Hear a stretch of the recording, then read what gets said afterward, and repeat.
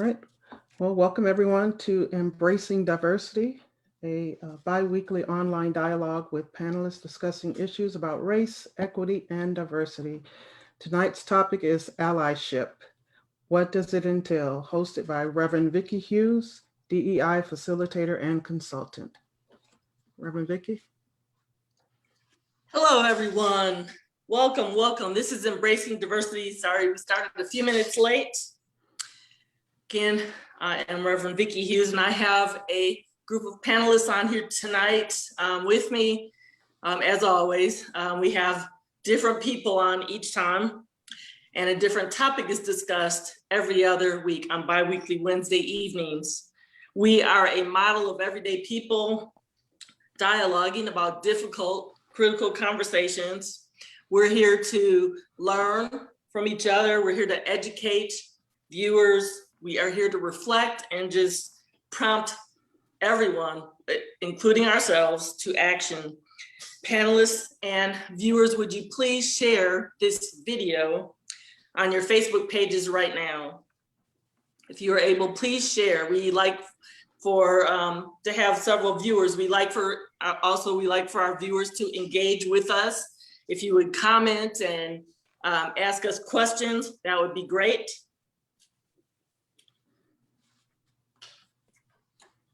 Giving you all a second to share on your Facebook pages. Tonight's topic is as follows: allyship. What does it entail? You're going to learn about allyship, what it is, and how to do it. And you'll hear about allyship fatigue, a term many of you all may not have heard of. You'll learn how to overcome it, combat allyship fatigue if you are an ally. Before I turn things over to my panelists, I want to define a couple of terms, to say a few things about allyship, allies.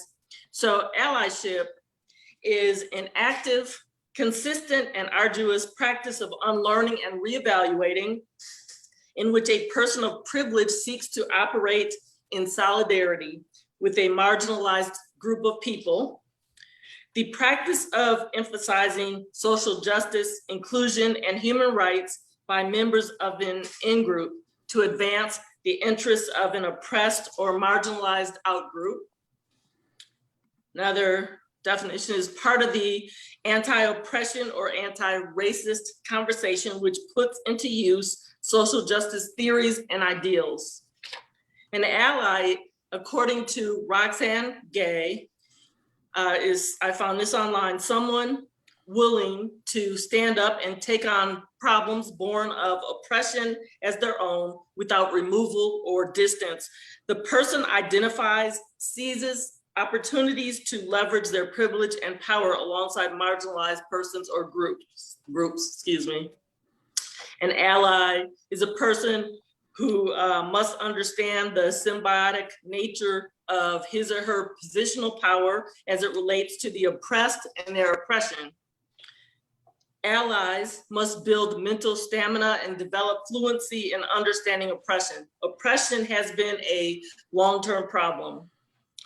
Don't worry about saying the wrong things or let your potential feelings of guilt make you shy away. So those are some things about allyship and allies. So let's get started. I want to ask my panelists a question. I know that in the news today, or on the news, I should say, I watched the evening news tonight, and I know that in San Francisco, let me find my note here if I can. In San Francisco, there were some more Asian American attacks reported on the news this evening. A stabbing occurred of 2 women, and I believe there was an assault on someone else, a man with who had a baby in his stroller, was walking down the street and was attacked. The 2 women, I believe I said, were stabbed. And then also, this was also on the news. This didn't happen today, but recently, an Asian American was attacked with a hammer. So, and I want to say that also happened in California. So we need some help here. So I want to throw this question out to my panelists. Why do marginalized groups need allyship, allies to help them? And anyone can start off the dialogue.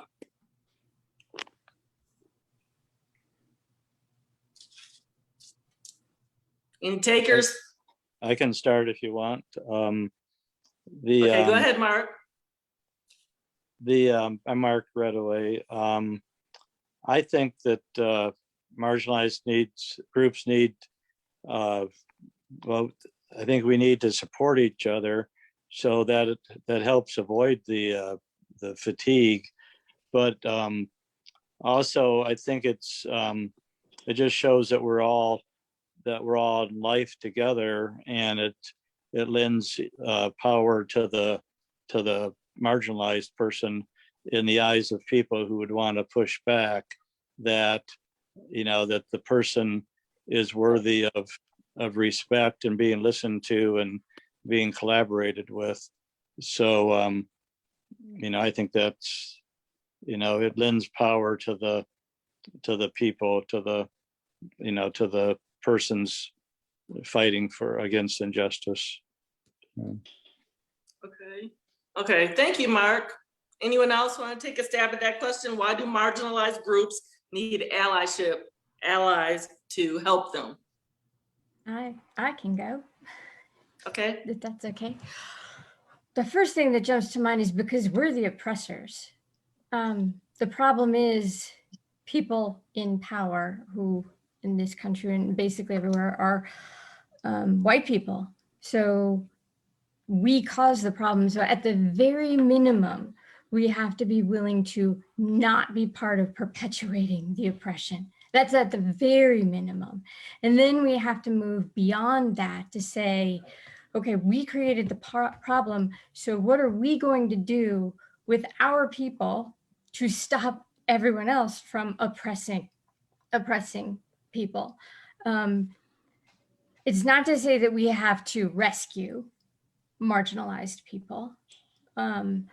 What we have to do is stop being the ones who create the problems. We have to challenge and confront people who are actively perpetrating oppression.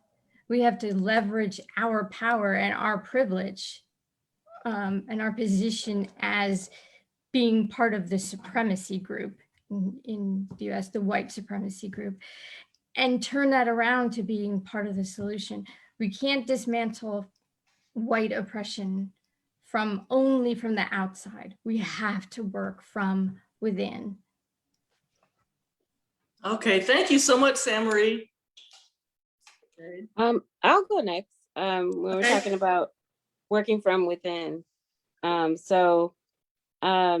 I belonged at one point to the National Coalition Building Institute, and we actually had a section in our training where we taught about becoming an ally and how we joined with someone. And one of the things that we did was share our stories of being oppressed and what that felt like. We brought up the emotion. We talked about how small it may have made us feel, how dehumanized it made us feel. And even in the sense that, it hurt and it was painful. And so one of the things that I think really benefited from that section of learning was they would ask all those who have heard that story and acknowledge it and are willing to support, raise your hand. And you would get a solidarity within the room. I think that one of the things that whole exercise did was help people of marginalized groups understand that they're not alone. But being able to have their stories told and their voices heard would empower them, but also help those who had been hurt in any way, form, or fashion to understand also that it's based, there's a basic level of pain that comes with oppression.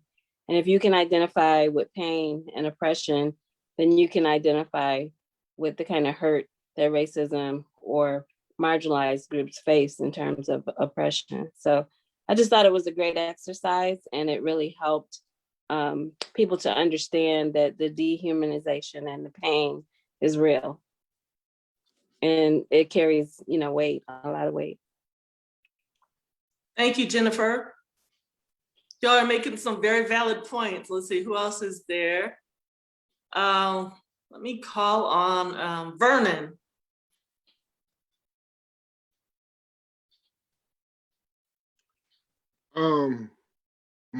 Good evening. Why? Why?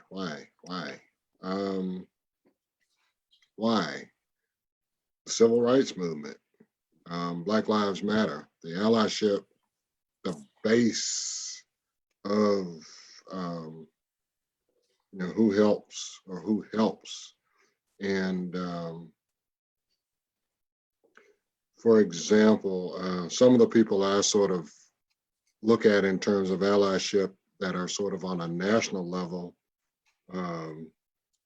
like Jane Elliott, for example, like Bill Wallace of Sojourners Magazine, for example, like Tim Wise. And, there have been detractors that sort of say, oh, well, they're just in it and they're not, in it for the headlines and they're not doing anything on the front lines. And most of them are. I mean, Jane Elliott has been in the battle since forever. And she was the one in 1968 after Dr. King's assassination. She did the blue eye, brown eye exercise. And, of course, that sort of kind of played into a lot of the civil rights legislation. But that's why. I mean, there's nothing within our power as a quote unquote minority. We can protest and hem and haw and agitate for change all we want to, but unless people of good hearts within the majority culture are willing to, as someone said, lay down their privilege and walk alongside us, walk with us. You had white ministers, you had Jewish ministers walking with Dr. King during the civil rights movement, but there were definitely not enough. As he indicted them in his letter from the Birmingham jail, indicted the evangelists, like Billy Graham, who didn't necessarily lend their full support at the time. So that's why we need allyship. I sort of laugh because every now and then I look at something Tim Wise does, and he's like, I get if I was to have a bunch of Black people in this, on the dais and talking to my white audiences, a lot of them would instantly just shut down at the first thought of being questioned about, their how they feel and their attitudes toward race and racism. But Tim is like, hey, I can go in and I can say things and do things. And yeah, he cracked me up because he's talked about how he's been, the hate mail he gets, being called an N lover and all that kind of stuff. That's when you're putting it on the line, when you're willing to endure the stuff that we endure on a regular basis, the microaggressions and the big things that happen. So that's why, in my humble opinion. Okay, thank you, Vernon. Courtney, do you have an answer? Sure. I mean, I agree with what everybody said. I think there's power in people, right? There's power in numbers. And this system has been built for 400 years.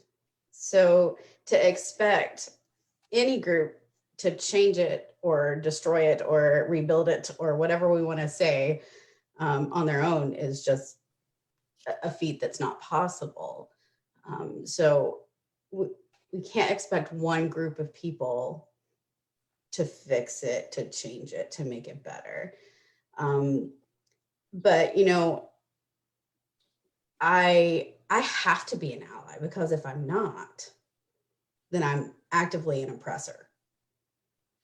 And as a human being, as a person of faith, and as a woman, I can't actively be an oppressor.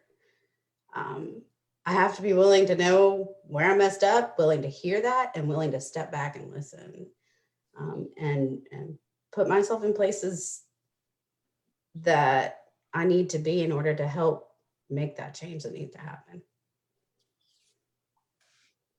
Okay, thank you so much, Courtney. Okay, and Desiree, it looks like you joined us. Let me repeat the question. I'm not sure when you logged on. Why do marginalized groups need allyship or allies to help them? So that's what everybody's been answering so far. Do you have an answer to that one? Why do marginalized groups need allyship? I just kind of want to, can you hear me? Yes, do you have your, it looks like you're on your still screen. Yes. Perhaps? Okay. Yes. Yes. Okay. I am listening tonight. Okay. My brain has kind of been everywhere today. And, Okay. and yeah, I want to listen to other people's thoughts. Okay. Yeah. Thank you for asking. Okay. Okay. Okay. Okay, let's see. Okay, so I wanted to give an example of just ways that I wanted to shift to ways that we can provide allyship, any of us, because you know it's not just about African American people. There's so many other groups, ethnic groups, LGBTQ, that community. You know, handicapped individuals, what else? Gender differences. There are so many groups where we can provide allies, even, you know, like I'm a domestic violence advocate. So, but anyway, I wanted to talk about ways to provide allyship. And I have an example here. This was an example of a teacher, a first grade teacher who actually took on a struggle on her own, a struggle of one of her students. This recently happened, like, let's see, today's Wednesday. I think this happened towards the end of last week, or within the last week or two. So let's see, this is from the Tennessean. It's dated April 2021. And this young girl, she's an African-American girl, Black girl. She is 7 years old. Her name is Morgan Bug. She lives in Brentwood, Tennessee. So she was at school, and there was an exercise apparently where it had to do with reading and math enhancement. And there was some kind of an app where there was a learning activity, and then the students could create avatars. And she noticed that there was no avatar that really represented her. There was one Black male with an afro, but no Black girls or anything. So she was upset about this, and she ended up, her teacher noticed that, you know, this little girl, Morgan, was, her whole demeanor changed. And so the teacher, you know, pulled her aside and said, "What's wrong, Morgan?" And so Morgan explained the situation, and this teacher, whose name is, let me see, Kelly Ann Joyner, this first grade teacher, decided that she was going to help this little girl, Morgan, with this problem. The teacher actually asked Morgan, you know, what can we do about this? And they came up with a solution. So Morgan actually designed some pictures of Black girls with different hairstyles.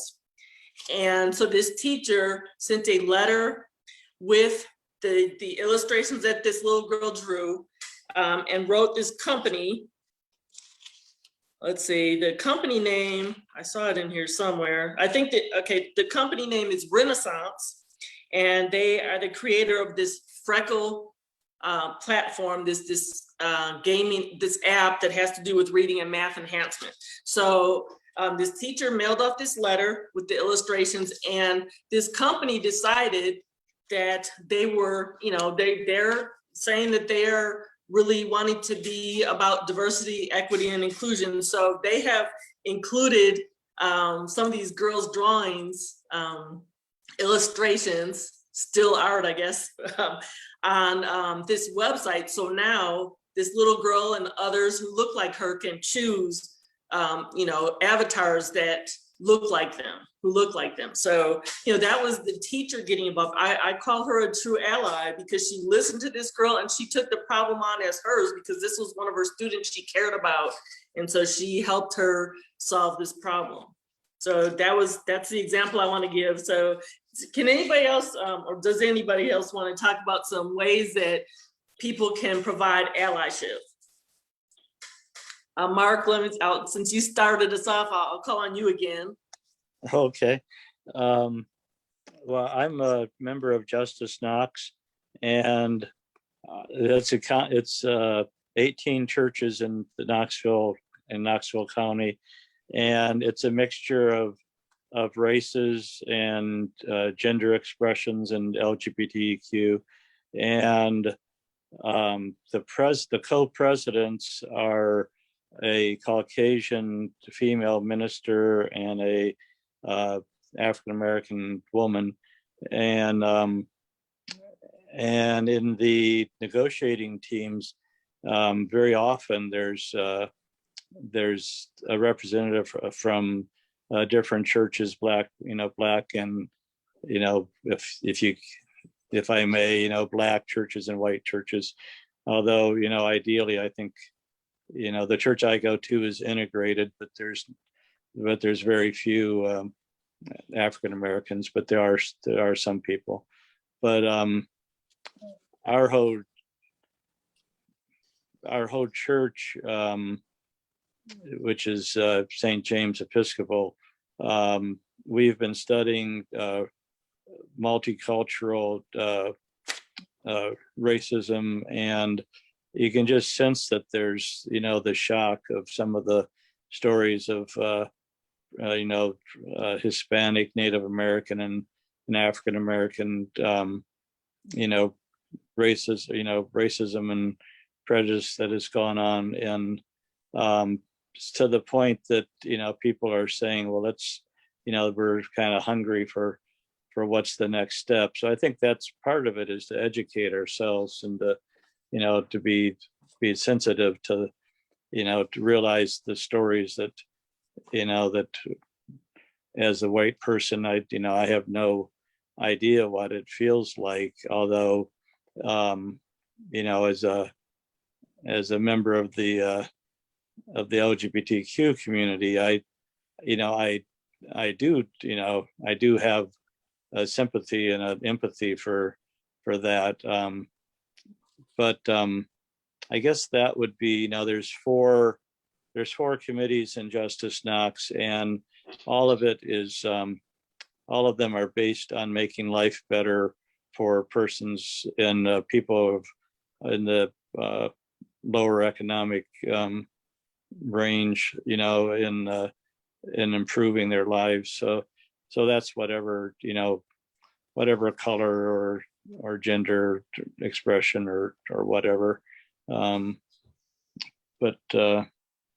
I don't know. I think also we can support progressive candidates who are for progressive causes like reparations, and putting meat on that. I know Knoxville City Council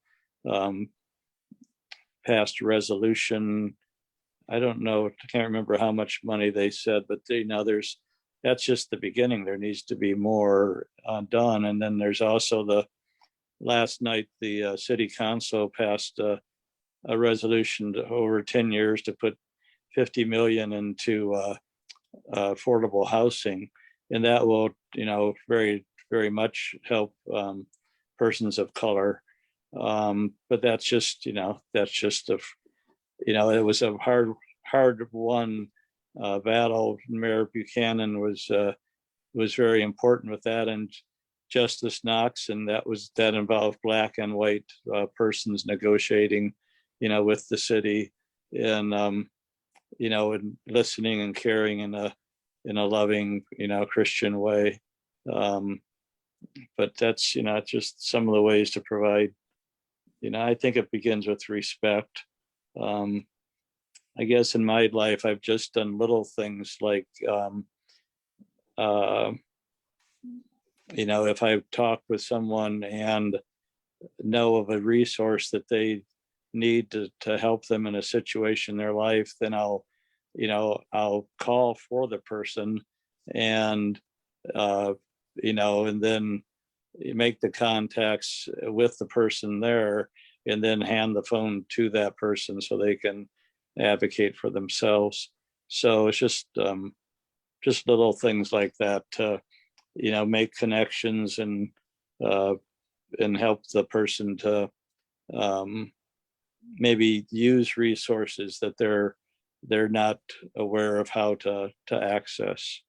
So that's some input. So. Okay, thank you, Mark. And just so everybody knows, Mark also lives in Knoxville like I do. And it's interesting, Mark and I met at one of the public library branches, and he was standing near the circulation desk, and he heard me talking to one of the library clerks, and I was talking to that person about my second self-published book, and it has the word justice in it. So Mark keyed in on that, and here's this Caucasian male approaching this Black woman, and I don't have a problem with that. I grew up in a predominantly white suburb and everything, but it's just he was bold enough, interested enough to approach me because he heard the word justice come out of my mouth. He invited me to Justice Knox. He invited me into that group. Even though my work schedule is not permitting it at this time, I plan to get involved at some point. But I just, that was just a way to be an ally and to reach out to someone different from him. Again, he approached me. So I just wanted to mention that about Mark. So thank you, Mark. It's great to know you. Thank you for all that you do. Okay, let's see. Anybody else want to talk about things that they are doing, ways to provide advocacy and allyship? I can. I think allyship for me is a journey. And I think I've seen my journey over many years, but also many life changes for myself, going from being in the workforce to being a stay-at-home mom.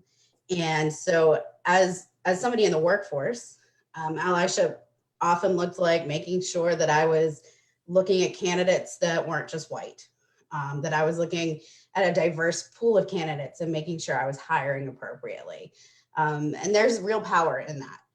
It was also standing up when I was asked to, going to school board meetings and standing in solidarity when there were issues. And now, as a stay-at-home mom, I don't have that business platform any longer, but I have now taken some of that time, and I probably put 20 to 40 hours a weekend of working for Down Home North Carolina, which is a group that works for change in our rural communities, progressive change in our rural communities.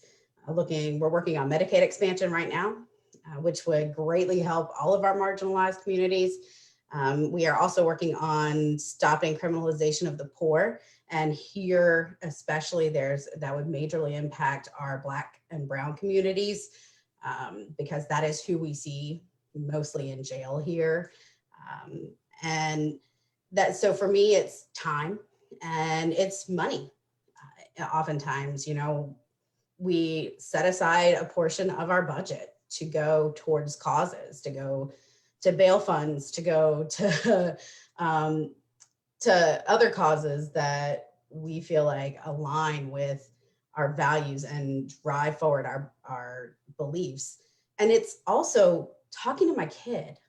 My child is 4 years old, and he started learning about this when he was born.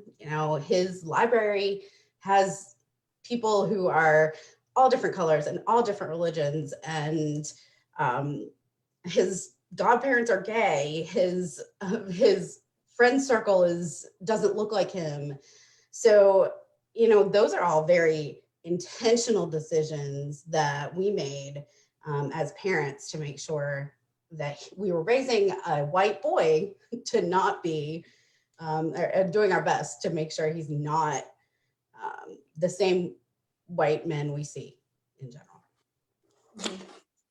Okay, thank you, Courtney. That's awesome. That, you know, we have to start young with our kids. I mean, when they are young, to really you know, steer them on the right path so that they don't go down the wrong one and develop these biases and prejudice behaviors and thoughts and everything. So that's amazing. I commend you for that. Are you able to put the name of that organization in the comments, Courtney? Sure. I will Okay. happily have a few organizations I'll happily share with you.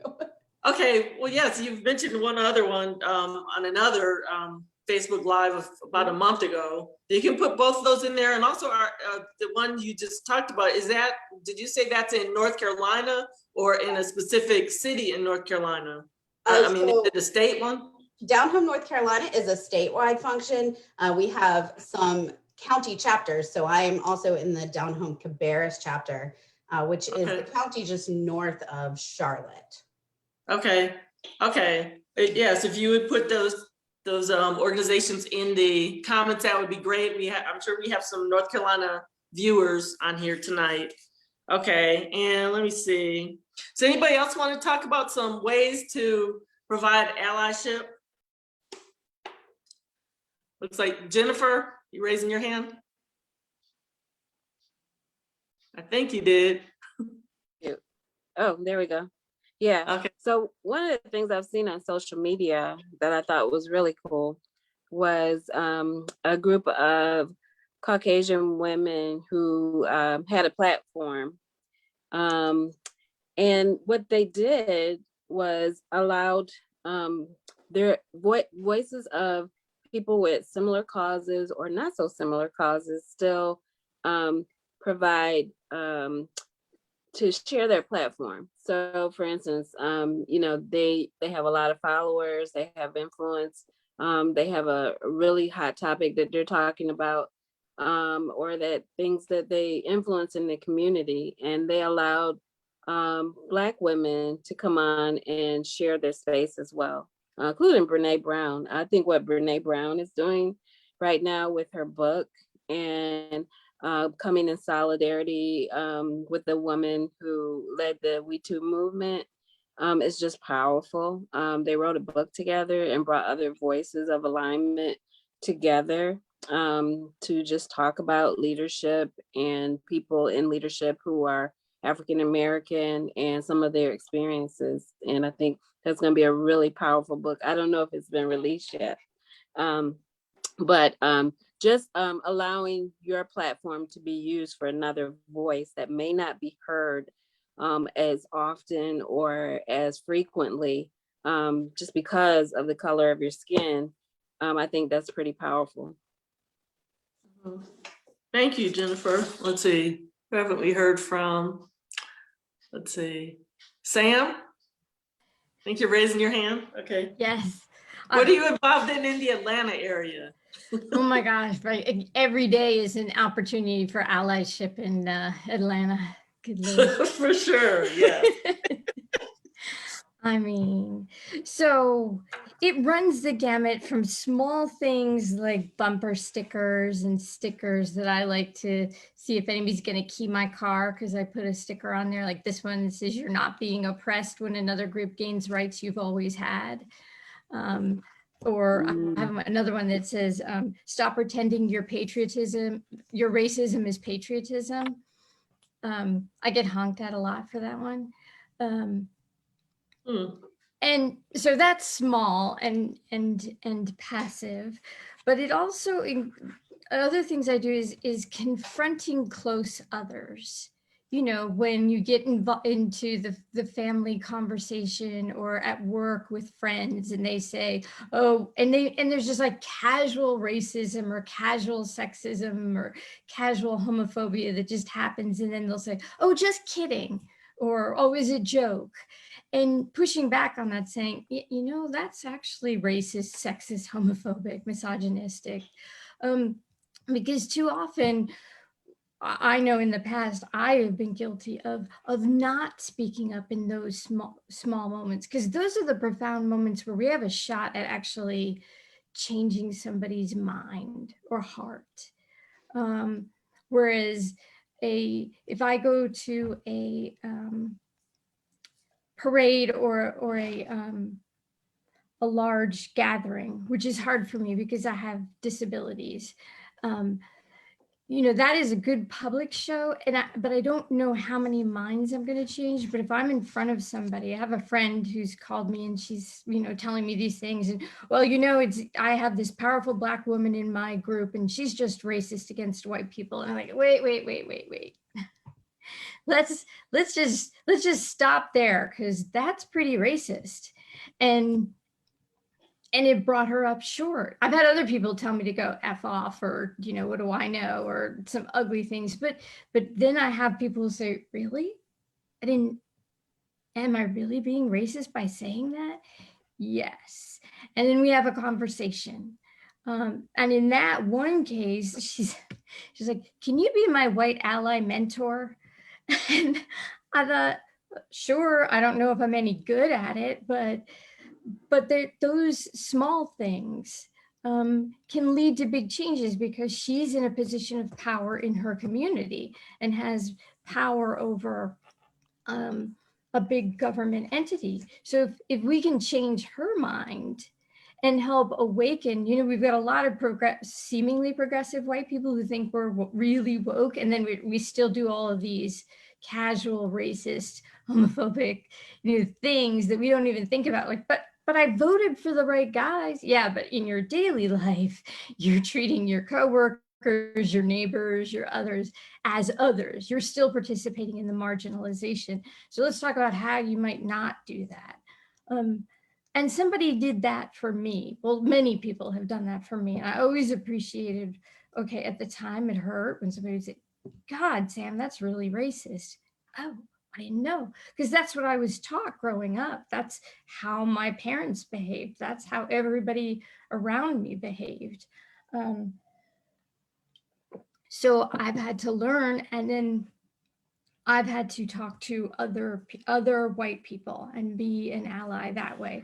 And then, of course, there's the work that I do professionally. I'm in communications, so I do a lot of messaging on social media for the organization I work for. And since they gave me the power of the tweet, I can make sure we have a whole long platform about diversity, equity, and inclusion, and, you know, saying things and amplifying the work that our doctors of color, that our nurses of color, that our trans residents of color are doing.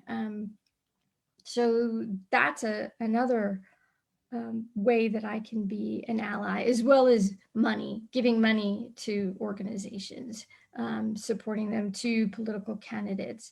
And yeah, and then being willing to stand up and get death threats for it too. There's good stuff like that, like letters to the editor or public posts, and then people come at you, and you know, being willing to put my life, my neck on the line. And that's scary to do, but it's scarier not to do it, because if it's not my neck on the line, it's everybody else's neck, as we've seen, right? Literally other people's necks. So as Courtney said, if I'm quiet, I'm complicit. And I have to remember that if I have white privilege or straight privilege, I need to use that to break down the walls that are contributing to oppression.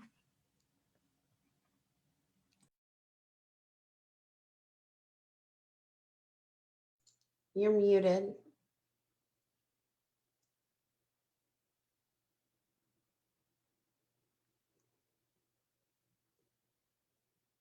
Let's see. I think am I muted? You're good now. Okay, okay, okay. So I was saying to Sam, you know, it's interesting because Sam, you've talked about, you know, potential fear and everything. So, you know, I had planned to ask you, Sam, Courtney, and Mark, you know, this question about, you know, when you know, you all are all actively involved in allyship. I thank you for that. We all thank you for that. The things that you're involved in. But, you know, when you first started being an ally for anti-racist, racism, social justice causes, you know, were you fearful at all? I know, Sam, you touched on it a little bit about fear, but I don't know. I mean, you know, of course I'm not white, but if I were a white person, I think when I first would have gotten started, I would have been fearful of losing friendships or being disowned by my family members and things like that. So did you all consider that? And if so, you know, if you had that fear initially, how did you alleviate that fear? How did you get over it? Any of you three can answer, Sam, Courtney, or Mark. For me, the fear of losing relationships wasn't a huge thought in my mind. I mean, not that it didn't cross my mind, and I have lost friendships and relationships, but in my mind, if that's something we're going to lose our relationship over, if we're not vibing on that, then that's not a relationship I care to keep. Right? That's not somebody that needs to be in my life. If you're not willing to have that discussion, to have that mindset change, that's not somebody that's growing me as a person, or somebody that I want to be around me, or my children, or my child, my family. That's pretty major for me. I didn't have too many major safety fears until I moved to the South. And now I do, especially when I'm pretty visible and vocal in the community, and there are a large portion of white supremacists in this community, and they have made it their job to intimidate us, to go out and, you know, I'm sure they see me at the store and they'll see me around the community, and it probably isn't too hard to figure out where I live. And so I do think about it, but it can't, you know, if I let that stop me, that's just a horrible example across the board. I can't set that example for my child, and I'm not going to be that person. I just morally can't be that person that I'm going to let them scare me to that point. Okay. Thank you, Courtney. Where are you originally from? I'm originally from West Virginia. Okay. But I've moved around a lot as an adult. So where my true major activism really started was in Vermont, which is a pretty easy place to be an activist. Oh, wow. Okay. This is a fairly progressive place. There are plenty of people who aren't, but there's not a lot of safety concerns there, I think, for those of us who were activists, at least for those of us who were white, who were activists, right? That is probably not the truth for other people. Okay. Thank you for sharing that. Mark, I think, I mean, I know you live in Knoxville, Tennessee now, but when we met, I think you told me that you were from somewhere in South Carolina, correct? Well, I'd spent 2 years in just south of Spartanburg, but I was originally, I spent most of my life in Ohio, Northern Ohio. And yeah, so, and I was raised in an all white city. So it was, you know, it's been a journey to, you know, to recognize my own, you know, fear of African American interactions, and then I overcame that as I worked with people in the welfare department, when it used to be called the welfare department, but Job and Family Services. But and you know, and now I would not live in an all white area. I choose not to. I live in East Knoxville, and if I were to move, I would look for an integrated area.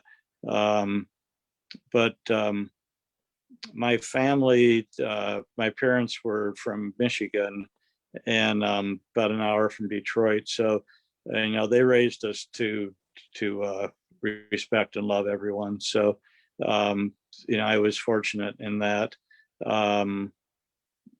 But yeah, as I have gotten more comfortable with expressing my natural, inclinations to reach out to everyone of color, or everyone, in the human family.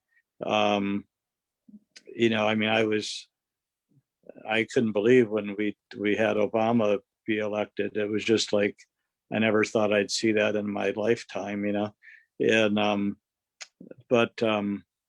but yeah, as I've gotten more vocal, there's a few people on Facebook that, I periodically will pause getting their posts, because it's just, the argumentative attitude, and they have good, that they research their viewpoint, and they believe in their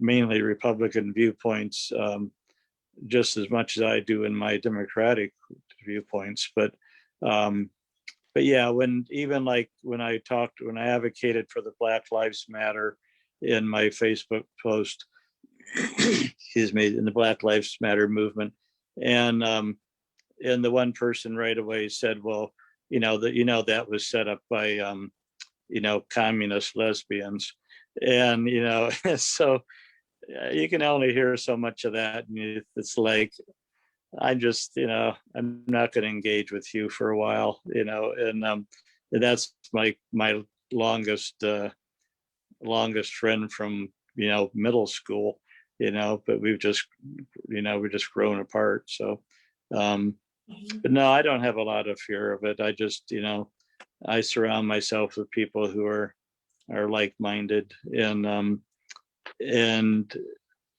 if some people in my family, I express, like even about reparations, my mom did not understand the, excuse me,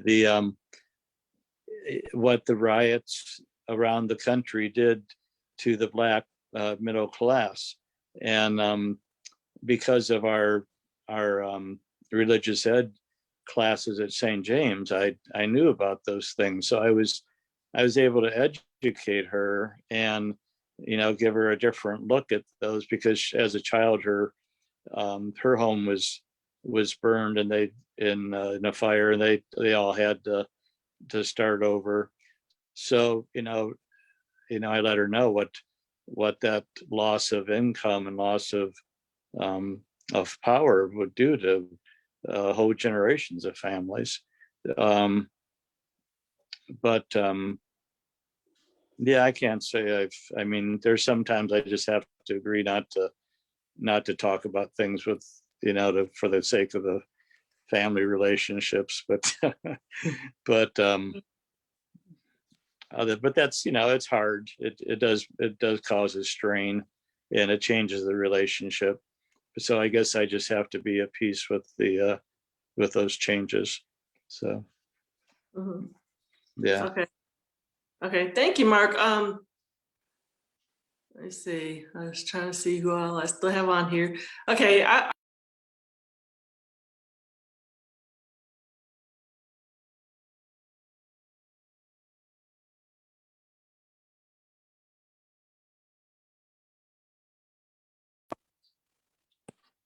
okay, I am, it's asking me if I can unmute.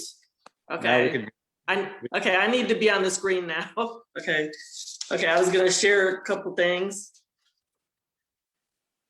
Okay, looks like Mark's still on the speaker view. Okay, so anyway, I'm going to, we must be having some tech issues or something, I don't know. Okay, so let's see here. I wanted to just read a couple things. You know, you all know me, I'm always Googling things. So I found something on this website called Guide to Allyship.com. And I found it to be really helpful. There's a lot in here, but I just wanted to read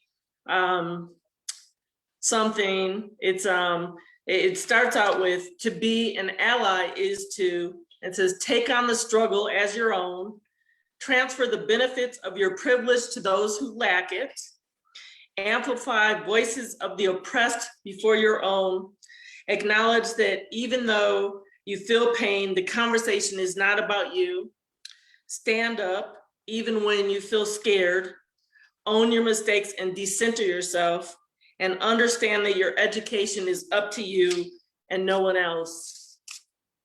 So this is my voice, Vicki Hughes. I'm the one who read that. It looks like we're having technical difficulties. I still see Mark on the speaker screen, speaker view. So anyway, I'm the one who just read that. And again, for those who are interested, this is a guide to allyship. Guide to Allyship.com is the website if you want to Google that and read that. When I close later in about 30 minutes or so, I'll read a few more things from there. But anyway, I wanted to hear from Vernon. Let's see, yeah, Vernon's still on. If you, you know, if you want to, you can make any comments, you know, ways to provide allyship, your response to what the 3 Caucasian people on here tonight said, whatever you want, however you want to comment is fine. Okay, excuse me. First and foremost, excuse me. Thank you, Mark, Courtney, and Sam for being transparent about your experiences. That's real. And I'm just pleased to have you as allies. And you know, just being here, come alongside us. And I am probably, especially you, Courtney, where you are, I'm more concerned about your physical safety, because I know at this point, some of those people have really gotten crazy now in their minds and their hearts. You know, from a spiritual perspective, we know deep down it's the enemy, but you know, the enemy drives you crazy, makes you a reprobate mind, as they say. And some of those people have gotten to that point where they're willing to kill, and it doesn't even faze them to, you know, hurt somebody. And it's like, really, for this white supremacy, this is God? This like, which God do you serve? Who's your God? It's like, you know, but thank you, and watch your back, all of y'all, all of us, you know, in this current climate need to watch our backs. So, you know, because we need you to be around to be allies. Let's see, what else? Ways to provide allyship. How can I say this? I'm gonna just say it. Don't get caught up in the white savior complex. Some of those movies I love, but I hate, because it's like, oh, in rides the white person to save the day and save the black people, and the white hero thing. It's not about being a hero. It's you know, it's about all of us working together. All of us. There were people, white people, that were alongside Dr. King, some of the Jewish rabbis and people that were his friends. But then there were also white people in the background that sent money that didn't necessarily. And I remember when you spoke to that, Sam, and you spoke to that, Courtney, in terms of money, because it helps. I mean, I have yet to go to jail, but I'm I'm expecting in the near future at some point, especially in the Atlanta metro area, especially with our wonderful governor, to be in some protest or something where I go to jail, and I use a cane occasionally, so it's like this could actually be a scene. But that, you know, that I think that's a big part of allyship that people forget about. You know, money for bail, money for sending to organizations for people that are on the ground doing the work. BLM and their foundation, I don't know the ins and outs of it, but I know they have a nice war chest, and all of that, you know, especially for local organizations, for small organizations, all of that helps. So please just continue doing what you're doing. And Sam, got to connect with you because I didn't know you were in the metro, because there's a lot of, I mean, between the gentrification and the slow push in Atlanta, you know, $500,000 condos in Bankhead. We need allyship because we got Black city council people that are sitting on their laurels and doing nothing and saying nothing. So that's also where we need allyship, to be able to influence and push those people to say something. And that's pretty much all I've got to say. Okay, I think let's see. Okay, so everybody has had a chance to talk. I'm about to shift gears and to another area of allyship. I just wanted to, let's see, just quickly mention these 7 tips for white allies from a Black Pittsburgher. This is written by Cameron Barnett. She wrote this in June 2020. So here are her 7 tips. And this is for viewers too, not necessarily for my panelists on here. This is for white allies. First, check in on Black people with whom you already have a relationship. She suggests texting them, calling them, emailing them, or whatever. Don't expect an immediate response.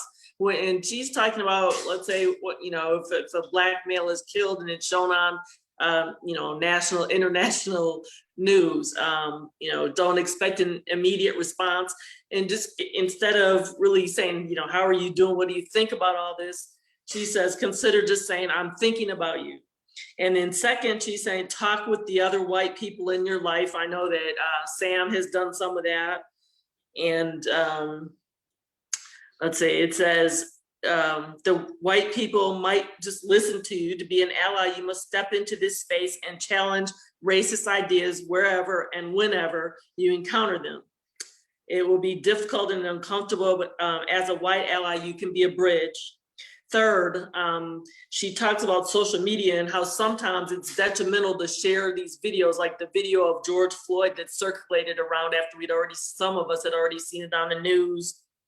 Some people didn't want to keep watching it over and over again, but it was circulating on social media. So she's suggesting not to do that. She says, let's see, and she's saying let's see, I'll just read it. Sometimes things spiral out of control. Instead of sharing information or awareness, many white allies further centered themselves in the conversation, skipping down. A little to no lasting changes enacted from overnight internet trends. Break the cycle and don't share the videos. Be purposeful in what you post. Her third point is rely on yourself, meaning you white ally, and do independent research. Look up videos and literature on anti-racism. Read the books and the articles, and don't ask a Black person to explain racism to you. Learn about it on your own. She suggests watching the documentary 13th, like the number 13 TH, on Netflix. It's by Ava DuVernay, and the film, she says, will give you a good grounding in the inequities baked into our society. The fifth point, once you've begun to educate yourself, follow through, apply this work to your life. You can't not claim to value something if you don't do it. The sixth point is take a break from whatever bubble you're in and purse through what you're thinking and learning. It doesn't all have to be on social media. She says you can talk with your partner, a trusted friend, or your therapist. You can write it down or say it out loud to yourself. It doesn't have to have an audience. It's important to step back, process, and think for yourself about how you can work on anti-racism in your own life. And then lastly, she says, to take breaks. You don't have to engage to the point of exhaustion. Burnout is real, and the work of anti-racism is tiring and frustrating. And that brings me to the shift I was trying to make. Where is my definition? There is something called allyship fatigue. Now, I know there is Black fatigue. I'm actually reading a book by Mary Frances Winters, who has been a DEI consultant for decades. And she has a book called Black Fatigue. It was published in 2020. So I'm reading that. I haven't read that far into it. I think I'm on chapter 1 or 2. So anyway, so there's Black fatigue. We get tired of these things happening to us all the time. But allyship fatigue, and this is not just about racism that you're fighting. It's you know, I mentioned some other groups when I first got started in my introduction. You know, the LGBTQ community, the differently abled community, gender issues. You know, all different areas of social justice, activism, allyship. So again, okay, so allyship fatigue is defined in this way: individuals, allies, who become overwhelmed from or exhausted by things they learn from and about oppressed people or groups. People who are allies, because of this fatigue, shy away because of feelings. They might feel guilt, sadness, physical, mental exhaustion. And okay, so that is basically what allyship fatigue is about. So I wanted us to talk about that some. Has anybody experienced allyship fatigue, where you just get tired of, you know, things aren't really changing and you just get frustrated, or you might feel guilty because you've helped and nothing's happening? Anybody want to address allyship fatigue?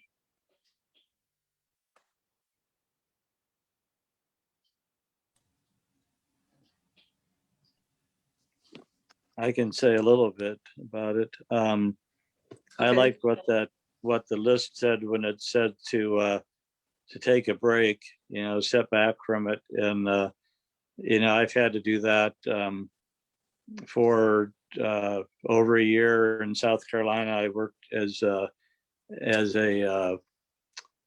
health home health aide, and most of my clients were African American. And as the pandemic went on, there was so few of them that were protecting themselves. And you know, it just got to be, you know, I mean, I was doing my best and helping them, and you know, and doing things like, you know, going above and beyond, like taking them to the store. And you know, like the one person had numerous strokes, so you know, he laid in bed by, you know, almost all day. So I brought him a radio so he could listen to sports and that, you know, just little things. But it wasn't so much the pandemic, although that was a big part of it, but it also was several of my clients dealt with alcoholism, and you know, just being involved with folks that were just making consistent choices not to, you know, not to be healthy. You know, it was hard. It was difficult. So I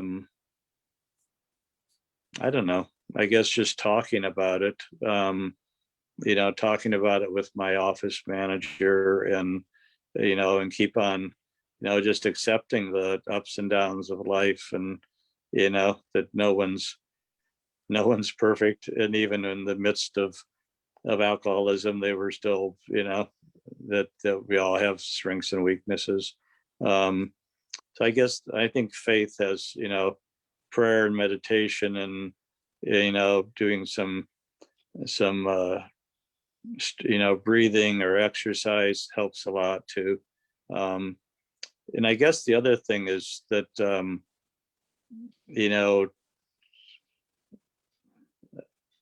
I mean, it would, like when there's pushback and just failure and getting changes that we want, to step back with our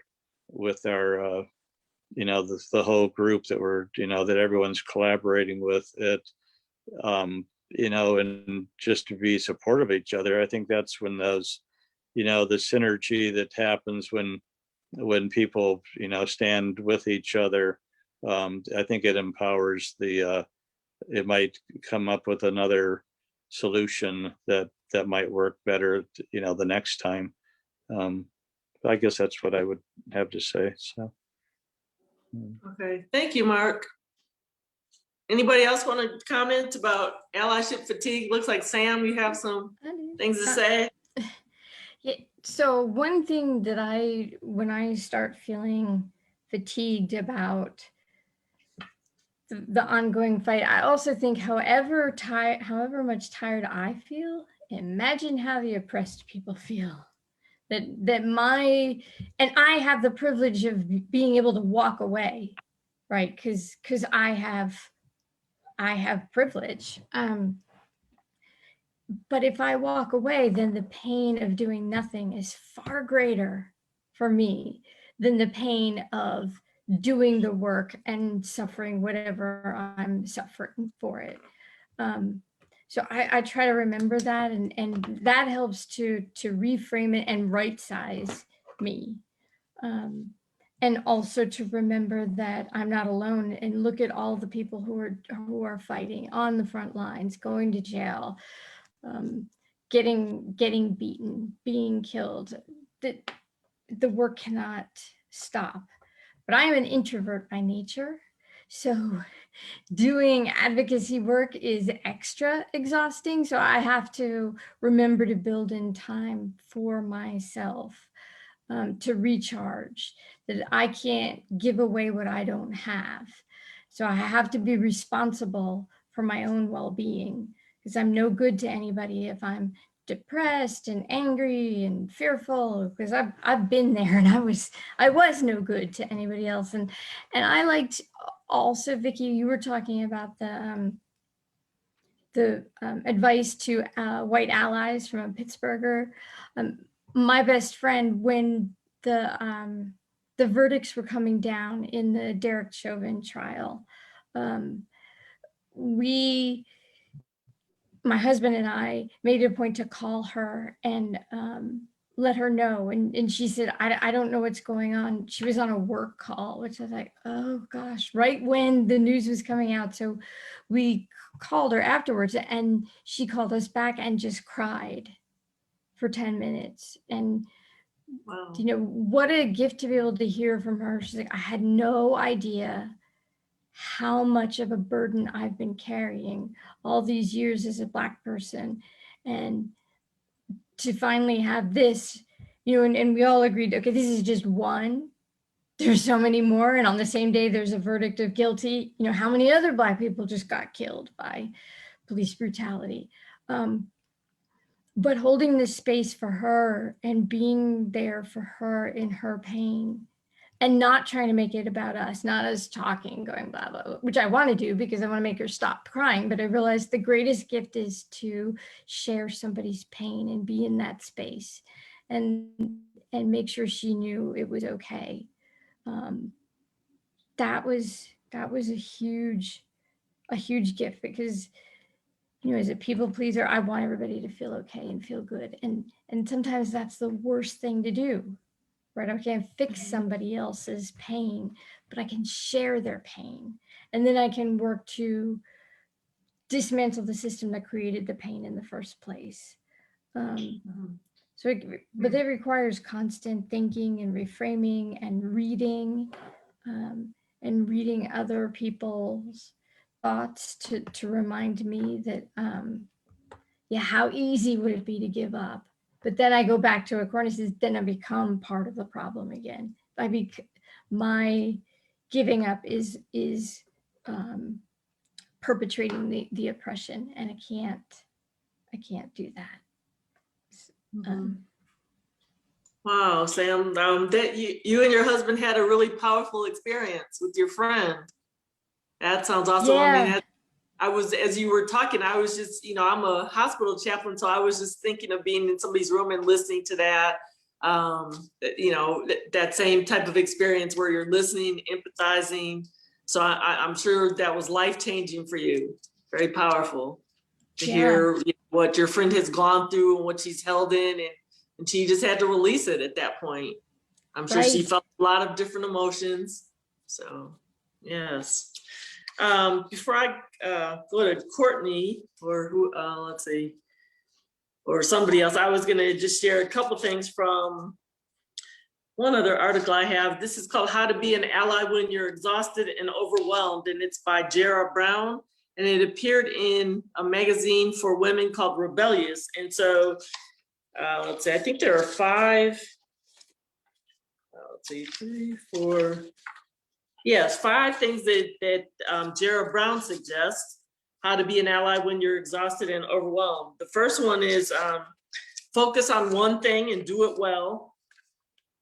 Second thing is educate yourself on the systemic racism and other biases present in your profession. The third one is focus on personal relationships. We just heard how Sam actually focused on that. She spent time with her friend and let her friend express her emotions and verbalize how she was feeling. So that's the third one, focus on personal relationships. The fourth one is don't let fear or guilt drive you. And the fifth one is not doing enough is not a moral failing, but doing nothing is. So, everybody on here sounds like they're doing some kind of allyship for some cause. So, okay, let's see.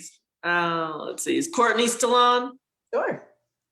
Okay, do you want to say anything about allyship fatigue? Yeah, sure. So I agree, especially with what Sam said about remembering that my fatigue is only a fraction of what someone in a marginalized community is going to feel. But I have a built-in check called my child, and so if I'm not paying enough attention to him, he's going to let me know. And so in that way, that's helpful because he's got to be my number one responsibility, just as any parent would say. But I also heard a friend of mine was speaking about our self-care. She's someone that is on the front lines constantly, and she really talked about self-care in a way I hadn't thought about it. And she talked, because I think about self-care like getting pedicures and massages and all the frou-frou stuff, right? But she said, when did you go to the doctor last? And have you had your physical? And making sure that you're going and getting exercise, because if you're not physically able to take care of yourself, there's no way you're taking care of anybody else or getting anything done. And so I went to the doctor, I joined a gym, and I took care of all that stuff because that was, for me, radical. Maybe not for other people, but for me, that was radical. That, especially with COVID, I hadn't done that stuff in a while, and it was necessary.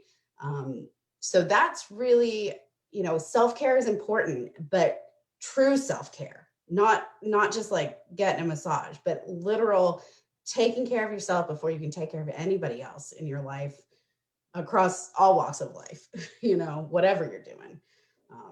That was the big thing for me. I agree. I would like to, I have a comment. Just how I stood once as a school social worker for a young Black male. So I taught diversity in the school district through the NCBI, National Coalition Building Institute, and in a city in New York. I won't say what city, but and as a school social worker, I taught a peer leadership group, and one of my most shining students, who was a great peer leader, very respectful, young Black male who was about 10 to 12 years of age. One day he was just really, really excited. And he was trying to express his excitement or hold it in, but he got even more excited. And I think he just got busy with his body and with his space. And the vice principal of the school decided that would be, the most opportune time to berate him and make him feel bad about. And she literally shouted in his face, "You need to stop and calm down." And I felt like he got this small. And I was humiliated just watching it because I knew that he is not that kind of kid. I mean, he was just excited. It wasn't like he was doing anything wrong or bad. And I had just come from National Coalition Building retreat. So I was all fired up and I was ready to be his voice. And I went up to the principal. I said, "Hey, can I, right after the incident happened and the kids got to where they needed, I said, "Hey, can I talk to you for a minute?" So we went into her office and I said to her, so I really don't understand what just happened and why you screamed very loudly in his face. I said, that kid is one of the nicest, sweetest, kindest, best leaders in this school. And for you to have shouted in his face just because he had a lot of energy, I do not understand. I said, and I just really helped her to see. I don't know what she was building off of or where her anger was coming from or frustration of her day or what have you. I said, no matter how you feel or what you think, that is a 12-year-old human being who is a Black child who lives in a very oppressed neighborhood in the school district where I was. And I said, he does not need that when he comes to school. School needs to be a place of embracing him, lifting him up, affirming him, and telling him how intelligent he really is. And I think sometimes, as a social worker, that's what I do in the therapist. I think sometimes we think, somebody has to be a different color, but, to be an ally, sometimes we tend to think that. But there are so many times I've stood by people who were in domestic violence relationships, people who were in substance abuse relationships where they had been oppressed because they were with a drug dealer and trying to get out of it and emotionally just seriously caught up.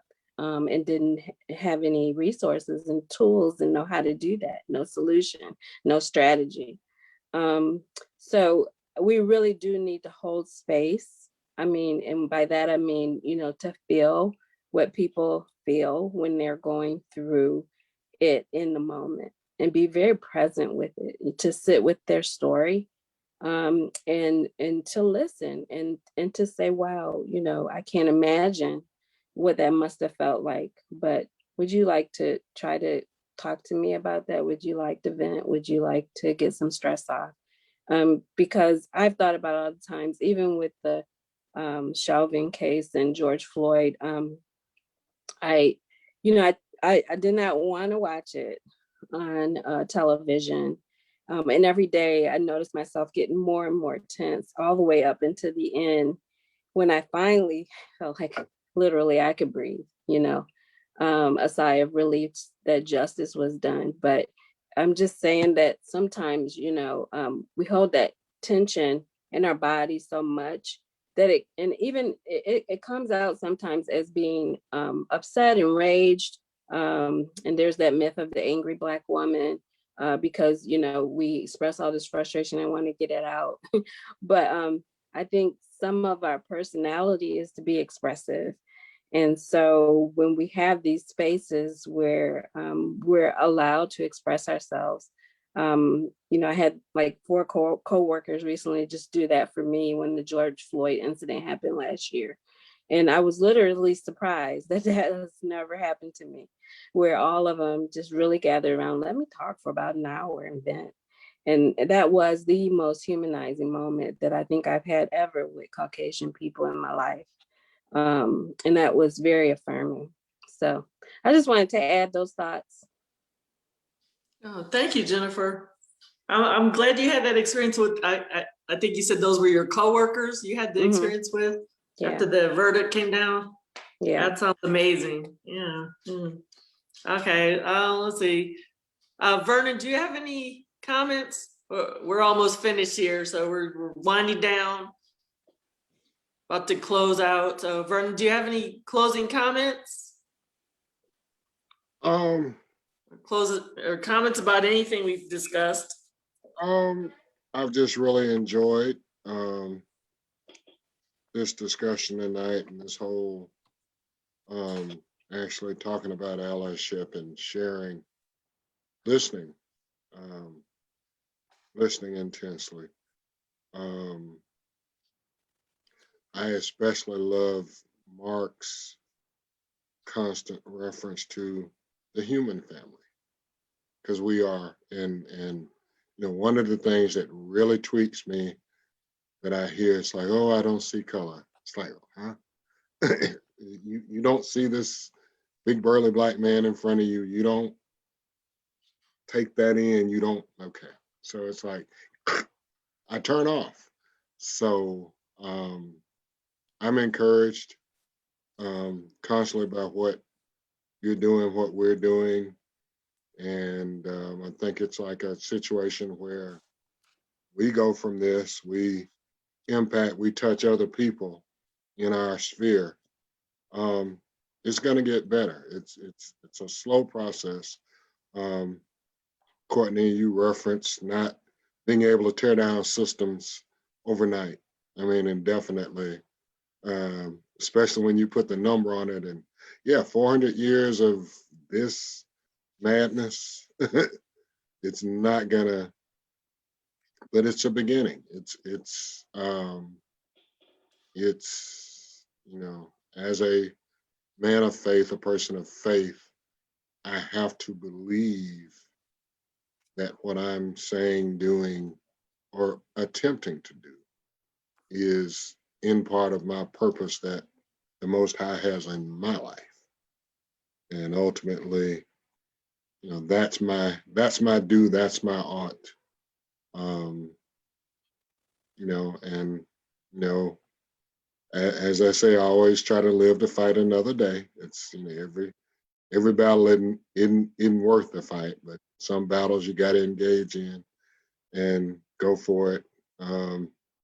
As an old law professor told me, some things are worth dying in a ditch for. Some things are worth laying your life down on the line for. So once again, great panel, great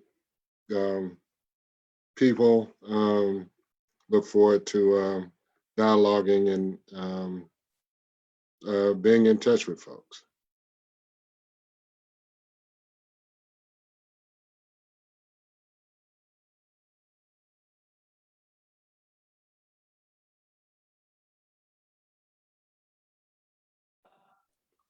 Vicky, you're Like, okay. let's see, am I unmuted? Yeah. Okay. I just wanted to let panelists and viewers know that the states that are represented here tonight, there have been, let's see, 1, 2, 3, 4, 5, 6, I guess 6, 7 of us on here tonight. One is listening, just spoke a little bit at the beginning, but so 7. But anyway, the states represented are these: Georgia, New York, Tennessee, and North Carolina. And some of you all live in the same state, so I hope that you all will get some allyship partnerships going. So does anybody else have any closing comments? Anybody? I just want to say thanks for the invitation. I've really enjoyed listening and talking with everyone.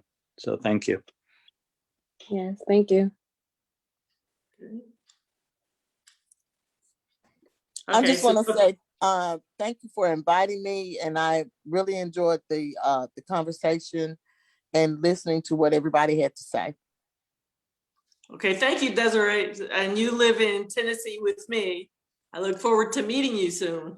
Yes, I am right here in the East Tennessee area. Yes, and next time we dialogue every other Wednesday night. So hopefully you'll be able to join us and be on screen next time. Sure. So, Yes. Let's Yes. see, today's the 5th. So our next one is on May 19th, I believe is that Wednesday from 8:30 to 10 p.m. Eastern Standard Time. If everybody would, again, panelists as well as viewers, we've had a very enlightening discussion tonight. And we've had people from various backgrounds, different ethnicities, genders on here tonight. And so I would like to ask panelists again and viewers, if you would please share this video on your Facebook pages. You know, we've been live, but if people haven't caught it live, a lot of people like to watch the saved video. So please share at this time. I'm going to quickly read something in closing. This is from the same article, the Guide to Allyship that I referenced earlier on the website, guide-to-allyship.com. The Dues of Allyship. These are the don'ts of allyship. Do not expect to be taught or shown. Take it upon yourself to use the tools around you to learn and answer your questions, I'm sorry. Do not participate for the gold medal in the oppression Olympics. You don't need to compare how your struggle is just as bad as a marginalized person's. Do not behave as though you know best. Do not take credit for the labor of those who are marginalized and did the work before you stepped into the picture. Do not assume that every member of an underinvested community feels oppressed. Those are the don'ts of allyship. Here are the do's of allyship. Do be open to listening. Do be aware of your implicit biases. Do your research to learn more about the history of the struggle in which you are participating. Do the inner work to figure out a way to acknowledge how you participate in oppressive systems. Do the outer work and figure out how to change the oppressive systems. Do use your privilege to amplify digitally and in person historically suppressed voices. Do learn how to listen and accept criticism with grace, even if it's uncomfortable. Do the work every day to learn how to be a better ally. Let us all be allies for various groups, for numerous causes. Thank you all for listening tonight. I want to thank my panelists. Thank you so much for your time and efforts and everything that you do. Thank you, viewers, for watching us tonight. Good night. Night. Good night, everyone.